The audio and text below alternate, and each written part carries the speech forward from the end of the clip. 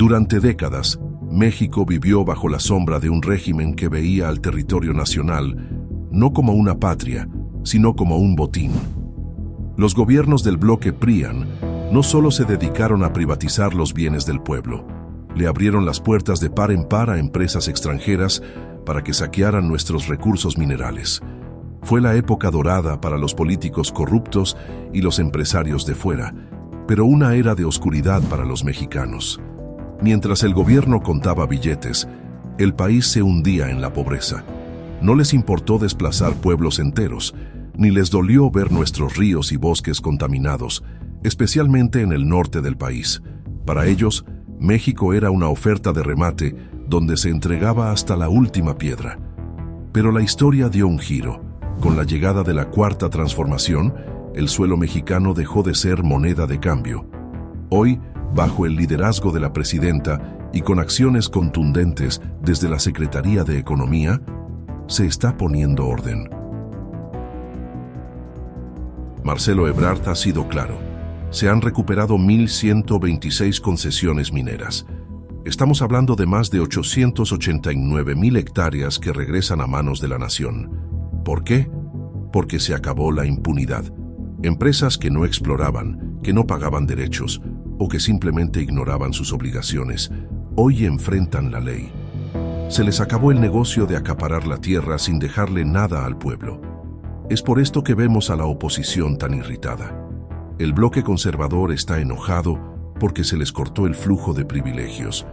Si la 4T no hubiera llegado a Palacio Nacional, esas mineras seguirían saqueando el tesoro de los mexicanos sin que nadie les dijera nada. Por eso atacan, por eso inventan y por eso buscan cualquier pretexto para intentar desprestigiar a nuestra presidenta. No les importa el medio ambiente ni la soberanía, les duele el bolsillo. Les duele que hoy el gobierno no sea su empleado, sino el guardián de los recursos de todos. Hoy, el mensaje es fuerte y claro. En México se respeta la ley. Empresa minera que no cumpla, empresa que pierde la concesión. Se acabaron los tiempos de engañar y de influyentismo. El suelo mexicano se defiende y el recurso mineral es para el desarrollo de nuestra gente, no para el enriquecimiento ilícito de unos cuantos. Hoy México se respeta.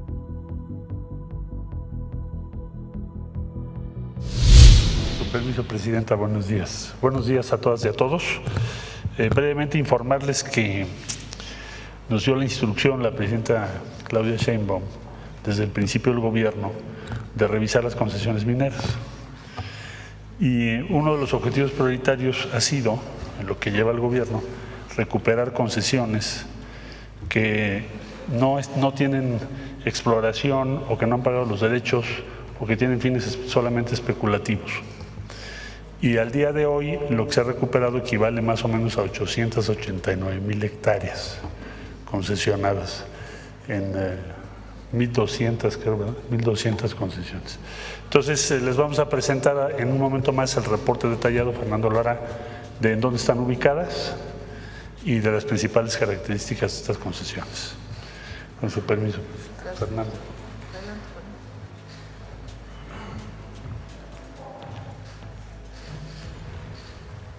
Con su venia, Presidenta. Muy buenos días a todas y todos.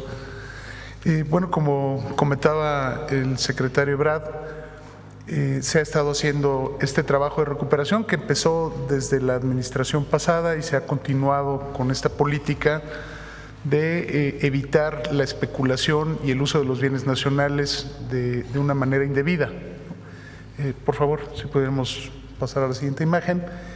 Al día de hoy hemos recuperado 1,126 concesiones mineras que representan 889,502 hectáreas. Es casi la extensión territorial del estado de Querétaro, aproximadamente, para que nos demos una idea de lo que esto significa. Y también es importante decir que dentro de estas concesiones se han recuperado casi 250,000 hectáreas en áreas naturales protegidas. Como ustedes también saben, es política de la Cuarta Transformación, pues cuidar que en nuestras áreas naturales protegidas no existan concesiones mineras y se ha estado haciendo este trabajo. Fundamentalmente las razones por las cuales se han estado haciendo estas cancelaciones es por falta de derechos de pagos. La ley marca que deben, si hay un retraso de 2 años en el pago de derechos, es objeto de cancelación. Y en las omisiones de informes estadísticos y de obras, ¿qué significa esto? Son los trabajos que deberían de hacer ya sean los concesionarios o las empresas para demostrar que están haciendo trabajos de exploración. Si no hay este tipo de informes, quiere decir pues que estos bienes están ociosos y que solo sirven para la especulación. Adicional a esto, también ha habido un diálogo con la industria para que voluntariamente en un acuerdo de partes se devuelvan también concesiones. Es un número menor de este volumen total, pero también ha habido disposición por parte de la industria para este tipo de cosas. ¿Sería cuánto, presidente? Bueno, tenemos, perdón, una lámina más, solo para que dimensionen en los estados de la República donde están las concesiones canceladas. Como podrán ver, los estados que están en naranja son donde mayor cantidad de concesiones ha habido, y se ha hecho un trabajo pues casi en toda la República Mexicana, exceptuando Campeche, Quintana Roo y Tabasco, que virtualmente pues, son estados que no tienen absolutamente nada de minería. En el caso de Yucatán, pues preponderantemente sal, y en el resto de la República Mexicana se ha hecho este trabajo. Como podrán ver, Coahuila, Chihuahua, Sonora, Zacatecas, Durango y Jalisco han sido los lugares donde más reducción de concesiones ha habido. Ahora sí, presidente, muchísimas gracias. Bueno, pues fue breve la información, pero muy contundente. Esta es la información del día de hoy y pasamos a las preguntas. A ver, sobre el tema. Buenos días, presidenta. Eduardo Esquivel Ancona, Domo de Cristal. Buenos días, gabinete. La primera pregunta es sobre el litio. Los yacimientos de litio, hay uno de Bacanora, que es en arcilla, que es muy difícil de tener, pero hay problemas con la empresa china, Yangping creo que se llama, hay demanda de que ellos quieren seguir explotando esa mina y que no puede estar en la nacionalización. Y lo mismo sucede con una mina en un yacimiento que está en Zacatecas, que está peleando por una empresa canadiense de litio. Quisiera saber qué avances tiene esto. ¿Quieren comentar?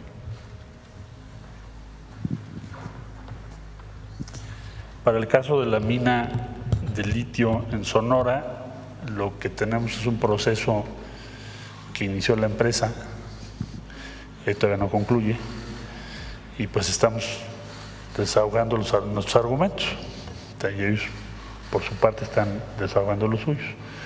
Nuestro argumento es: el litio es un recurso como está establecido en la Constitución Nacional. El argumento de la contraparte es que esa disposición es posterior al otorgamiento de la concesión. Entonces estamos en proceso para eso, y nosotros defendiendo por los argumentos de México, de nuestro gobierno. Sobre el caso Sonora. ¿Y el otro caso cuál es? Zacatecas. ¿El de Zacatecas lo tienes? Sí, pero no hay de litio. Sí. No es de litio. Sí, en ese caso no es de litio. Recuerden que en la Constitución, una de las modificaciones al 28 constitucional es que solamente el Estado puede explotar el litio. Ya no solamente quedó en la ley minera, sino también en la Constitución. Entonces, en este caso, pues ninguna empresa privada, ninguna minera privada podría explotar el litio. Quisiera preguntar también sobre el litio.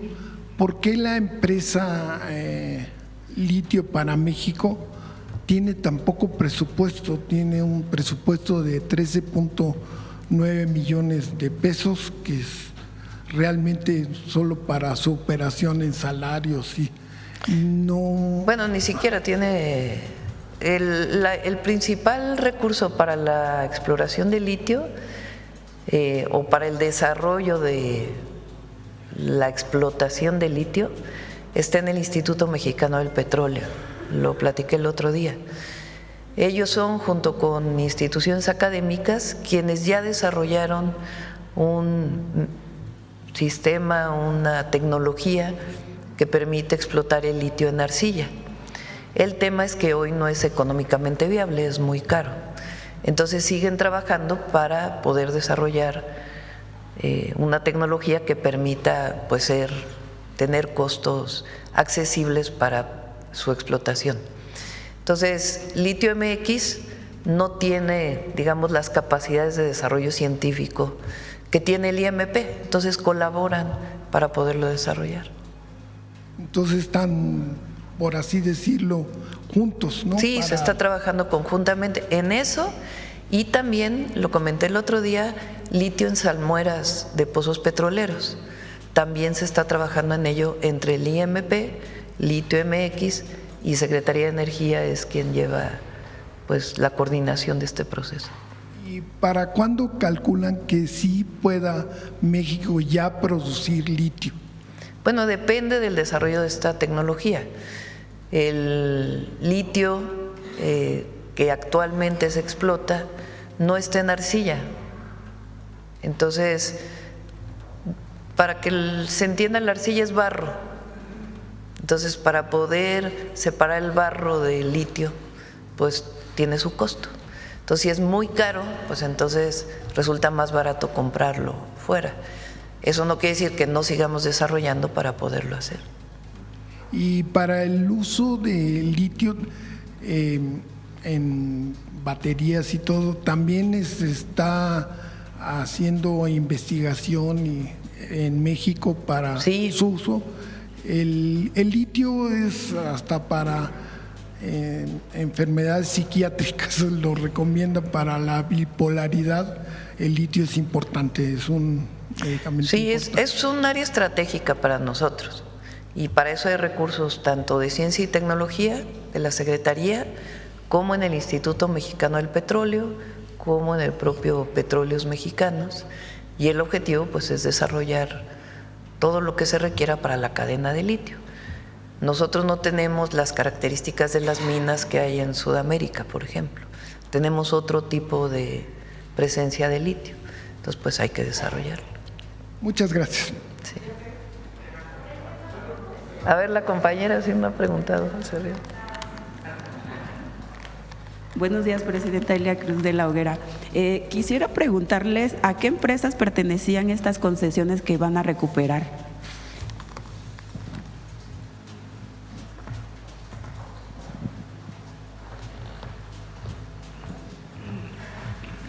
Sí, digamos, hay como dos grandes universos de concesiones. Unas son las que tienen las empresas mineras.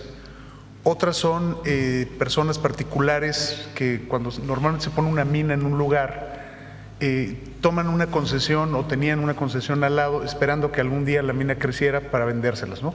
Entonces, muchas de estas concesiones en principio son de este tipo de personas que estaban especulando, y en el caso de grandes empresas mineras que han estado en disposición de llegar a un acuerdo con el gobierno para reducir el número de sus concesiones, podría decirle que está el caso de Minera Autlán o Peñoles, por ejemplo, ¿no? Son de los principales que han estado en esta disposición de colaborar con la autoridad en disminuir la especulación.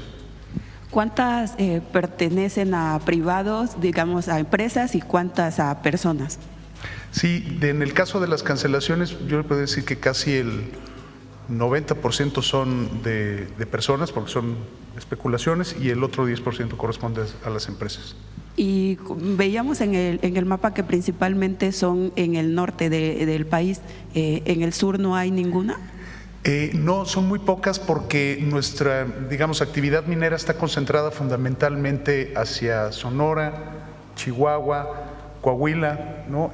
Durango, Zacatecas, Jalisco, Michoacán y Guerrero, ¿no? Es la parte más fuerte de nuestra minería. Y hacia el sureste no, por las mismas condiciones orográficas y geológicas de la península de Yucatán, virtualmente ahí no hay minerales. Normalmente donde hay petróleo no hay minerales, ¿no? Es como una regla básica.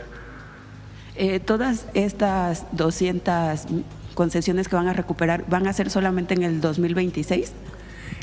Llevamos 1,120. Hasta ahora. Ajá, 1,126. Este programa continúa. Este año, seguramente hacia finales del año, les daremos más noticias de cómo sigue este programa de reducción de concesiones. Muchas gracias. A sus órdenes. Miren qué importante, déjale, por favor. Aparte de las 1,126 concesiones, en 889,000 hectáreas, 713 estaban en 240,000 hectáreas de áreas naturales protegidas. Entonces, esto es importantísimo, porque se recuperan las concesiones y se garantiza que en áreas naturales protegidas pues no va a haber explotación minera. Aparte de que ya estaba determinado por ley, pues ya no hay concesiones. Entonces se recuperan esos predios o esos terrenos.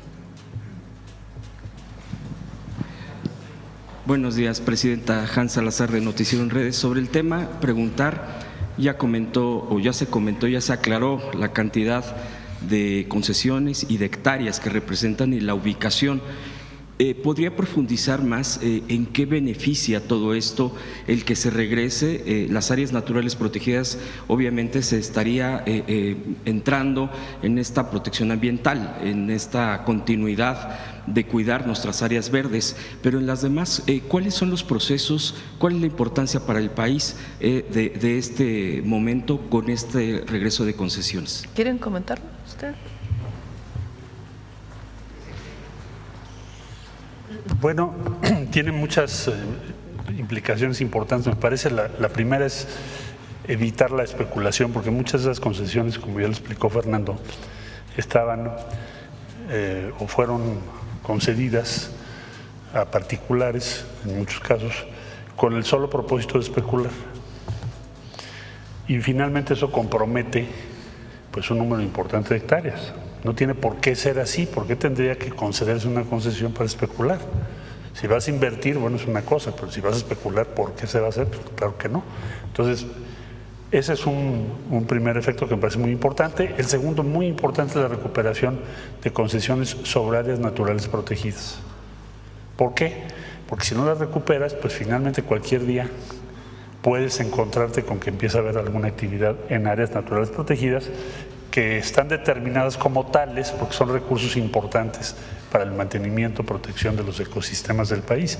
Recordar que México es uno de los países con mayor biodiversidad del mundo.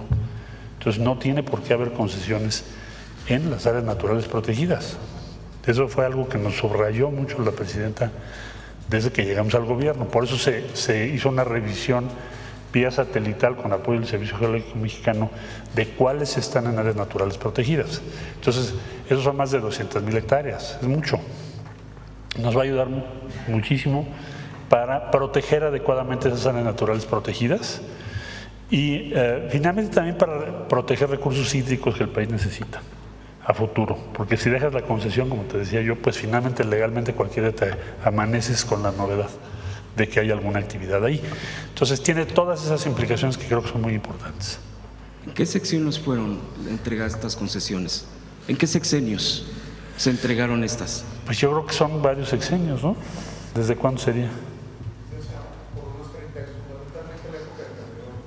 De la época de Calderón son el mayor número.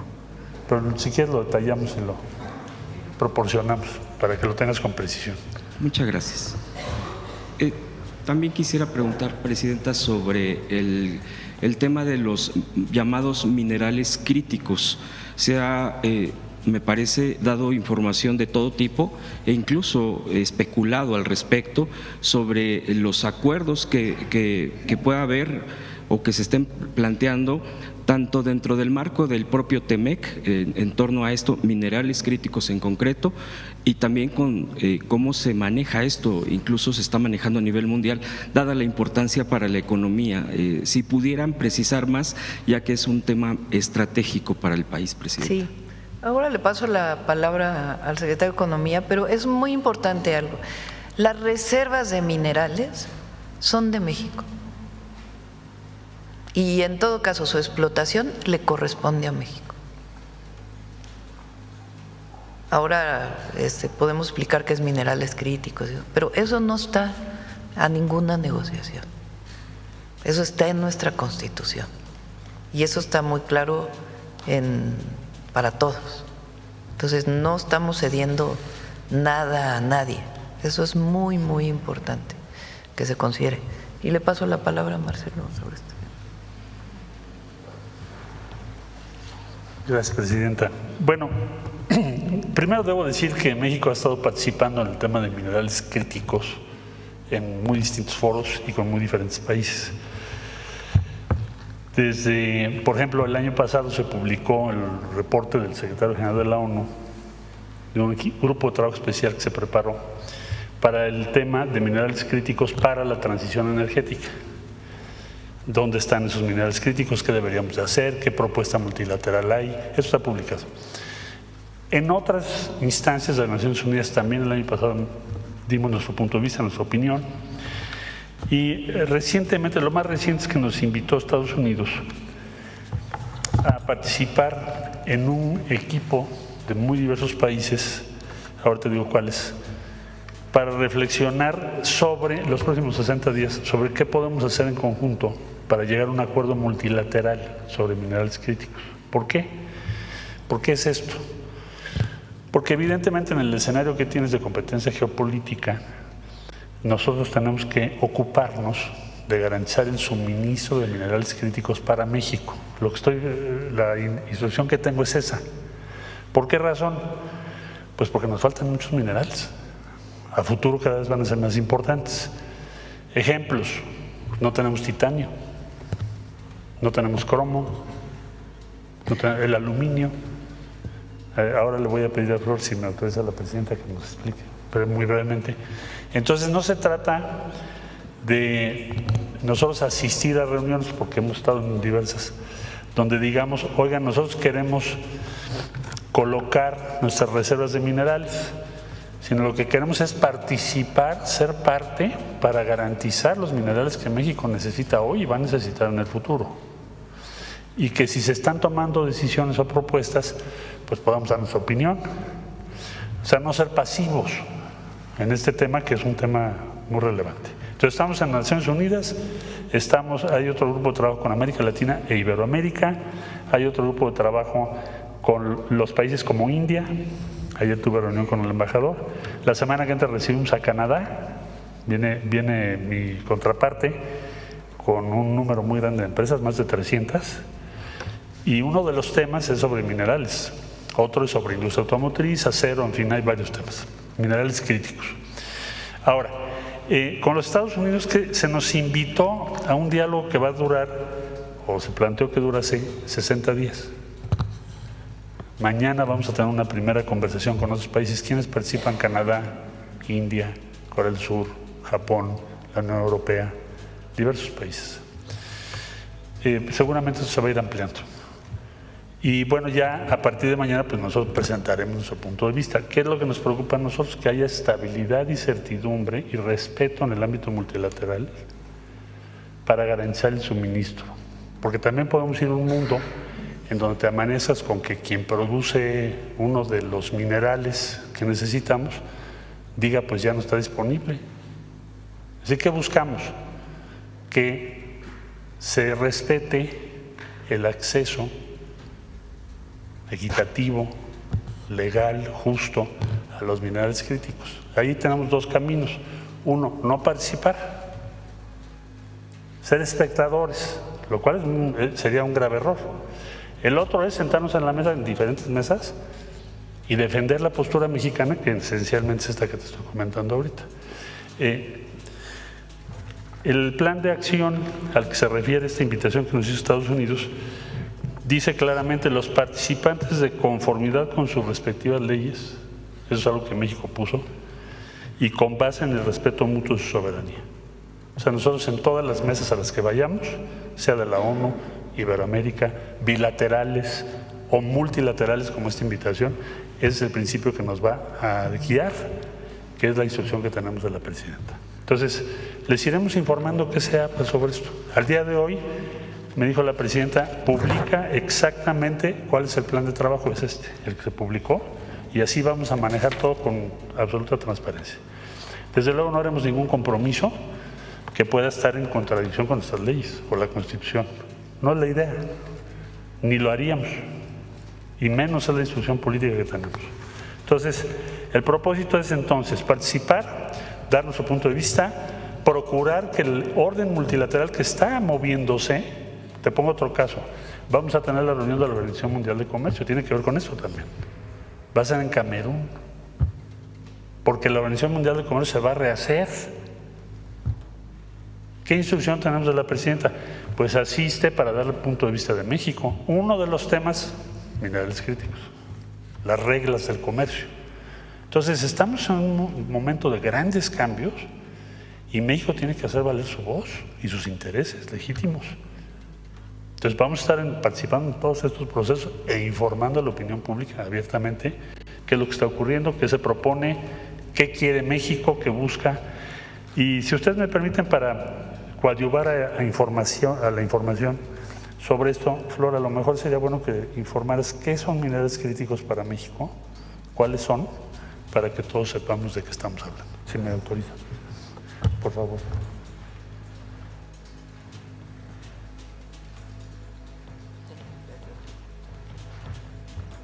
Con su permiso, Presidenta, buenos días a todos y a todas.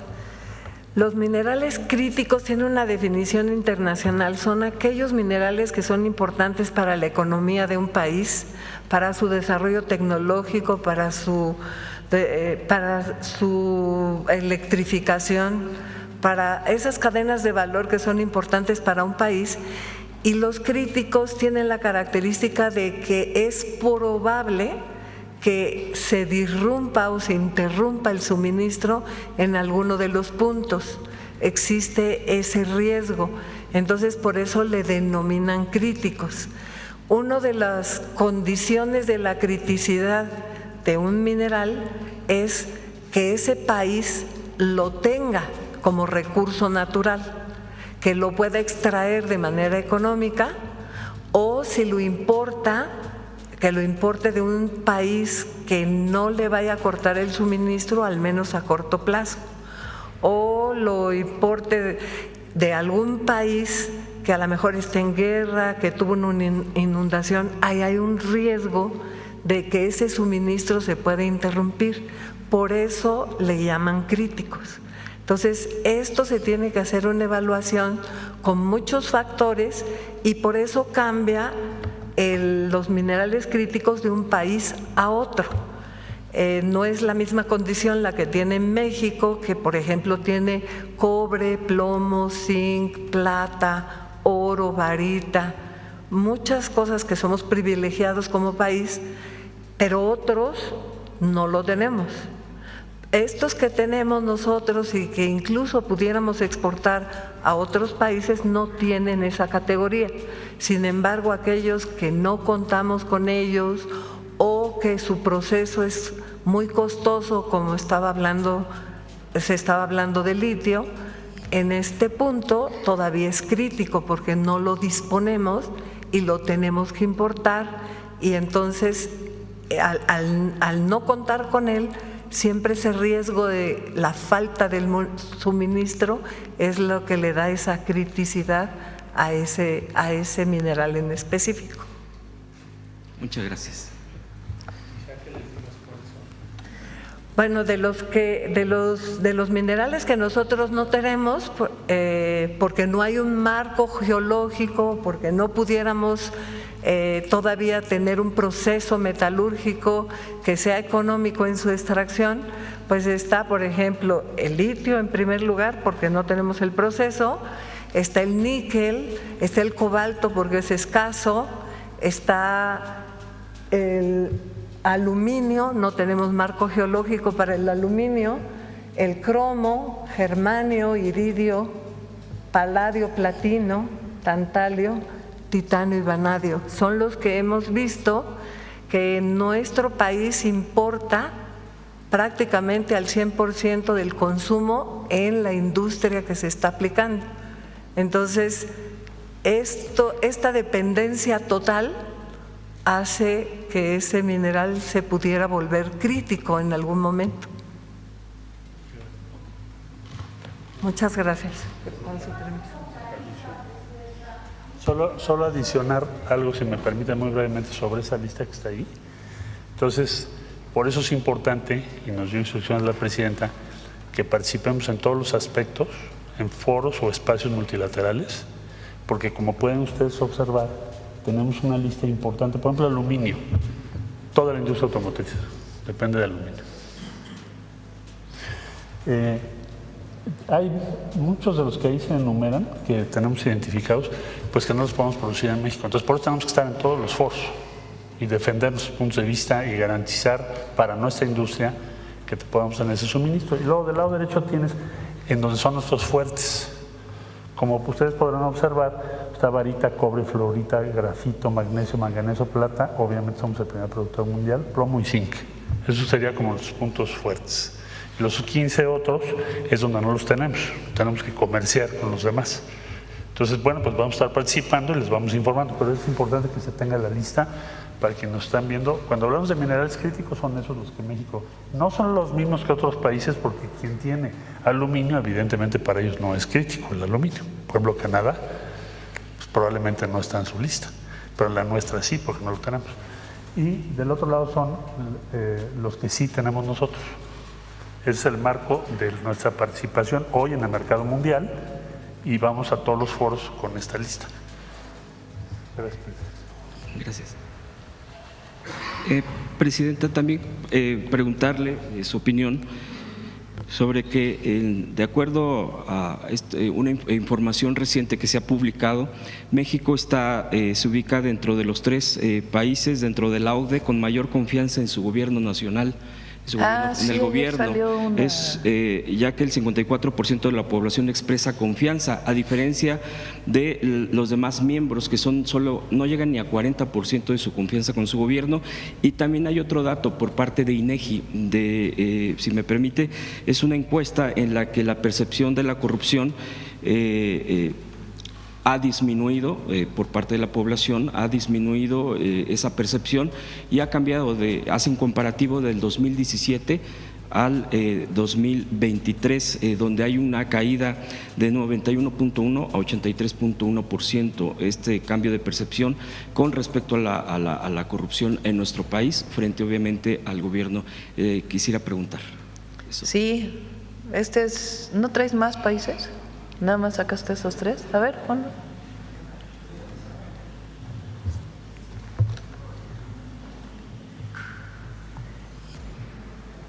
Bueno, está en inglés, pero es confianza en los gobiernos nacionales. Australia es el más oscuro, es alta o moderada, ¿no? El azulito más claro, neutral, el anaranjado bajo y el guinda no sabe. Entonces, el promedio de la Organización para la Cooperación y el Desarrollo Económico es 40% de alto y moderada confianza. Australia, ¿qué será? 43 más o menos. Bélgica, pues por ahí se va. Estoy buscando México. México está acá. A ver, pásame el…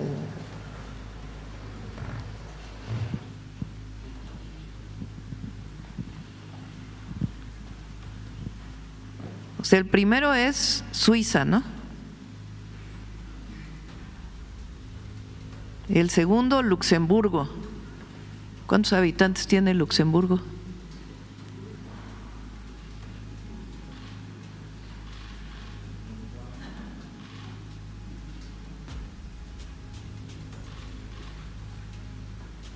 Como 100,000, ¿no? 682,000 habitantes. No, Iztapalapa tiene 2 millones. Suiza, ¿cuántos habitantes tiene?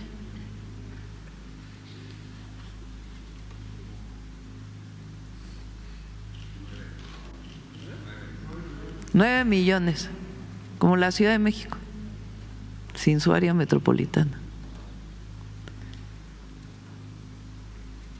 Y luego México, 134 millones.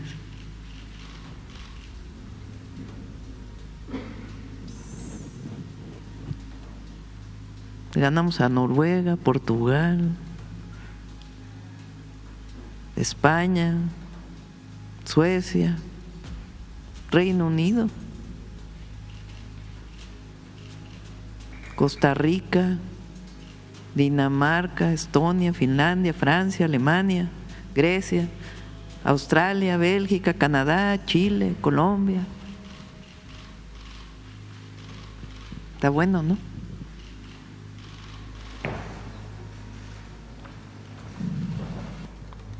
Y bueno, recordé, aprovechando que está el secretario de Economía, usted nos había informado que iba a viajar a Washington en el marco de la revisión del TEMEC, que iba a tener reuniones con sus homólogos, saber pues si estuvo la semana pasada por allá. ¿Algún reporte o cómo nos fue? Sí, claro.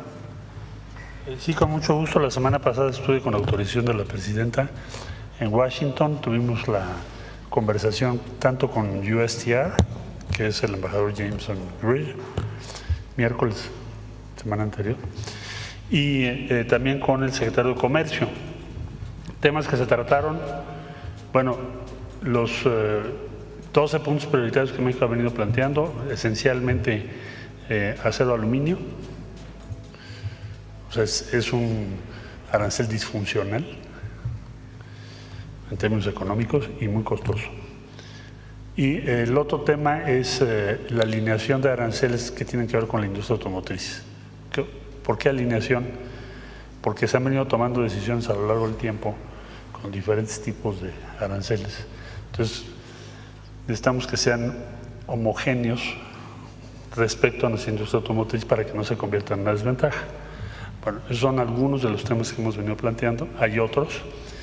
Y por supuesto la perspectiva de revisión del tratado. Ya concluimos la consulta, tanto en Estados Unidos como en México. Por lo tanto, ya tenemos claramente identificado cuál es el mandato que tenemos. O sea, el objetivo de la consulta es preguntarle a los sectores, bueno, también participó el sector obrero, los sindicatos, agricultura, que tiene muchísimas actividades vinculadas al mundo agropecuario mexicano con el tratado. Por supuesto, todas las industrias, más de 30 sectores de la industria participaron. Eso fue algo que nos pidió la presidenta especialmente. No se había hecho antes. No se hacía la consulta, era muy cerrado la participación. Entonces, bueno, se hizo esa consulta, se sistematizó. Entonces, queda muy claro que en todas no tenemos ningún caso que se haya planteado por parte de empresas mexicanas o sectores en México que no se ratifique el tratado. Todo el mundo está en favor de que sí, se siga adelante, se revise, siga adelante, se renueve y se perfeccione. Y ya en cada caso pues hay muy diferentes puntos de vista, ¿no? O propuestas. Pero ya tenemos claro que nuestro mandato es pues, que continúe el tratado, que se perfeccione.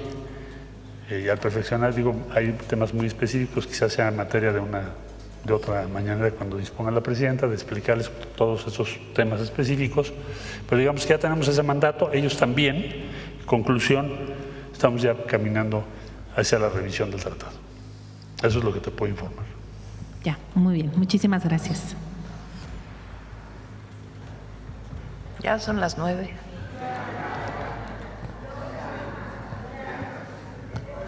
Ya, ¿no?